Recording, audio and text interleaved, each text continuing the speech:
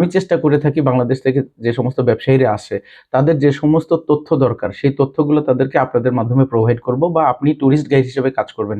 কাজ করার পর একটা অনারিয়াম তারা দিবে, সেটা আমরা আমাদের অফিস থেকে ঠিক করব। সেটার একটা অংশ আপনি পাবেন, যেটা দিয়ে আপনার হয়তোবা থাকা খাওয়ার খরচ প্রথম দিকে উঠবে।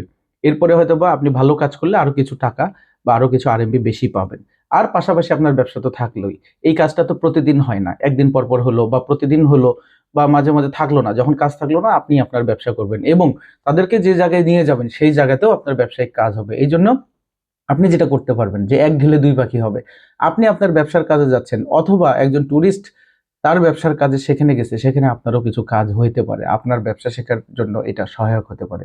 এইভাবে কাজ করলে আপনার যখন থাকা খাওয়ার খরচটা গঞ্জের মতো বড় শহরে একদম জিরোর কাছাকাছি হবে বা থাকা খাওয়ার খরচ আপনি উঠাইতে পারতেছেন।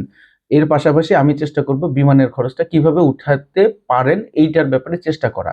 তো সেক্ষেত্রে আপনার এটা একটা কোম্পানি ওপেন করে যে ভিসাটা পাওয়া যায় জেড ভিসা, এটা কিন্তু জেড ভিসার মতোই কাজ করবে যদি আপনি প্রতি মাসে একবার করে যান। এখন যাবেন কিভাবে প্রতি মাসে একবার করে, সেই বিমান ভাড়াটা উঠাবেন কিভাবে, সেটা আপনি এখানে কিছুদিন থাকলে বুঝতে পারবেন।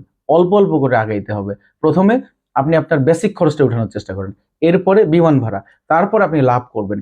এই প্রসেসে যারা কাজ করতে পারবেন বা কাজ করতে চান তারাই শুধু আমাদের সাথে যোগাযোগ করেন। মোবাইলে না, মেসেজে না, মেসেঞ্জারে না, সরাসরি অফিসে। বাংলাদেশে যারা আছেন অফিসে, চায়নায় যারা আছেন আমার উইচ্যাট নাম্বার দেওয়া থাকবে, আপনারা অ্যাড করবেন। আমাদের অফিসের ঠিকানায় আপনি ফোন দিলে বা মেসেজ দিলে ওরা আমার উইচ্যাট নাম্বার দিবে চাইনিজ স্টুডেন্টদের জন্য, যা চায়নায় অলরেডি যারা আছেন। যারা চায়নায় অলরেডি নাই তাদের আমার উইচ্যাটে অ্যাড করার দরকার নেই।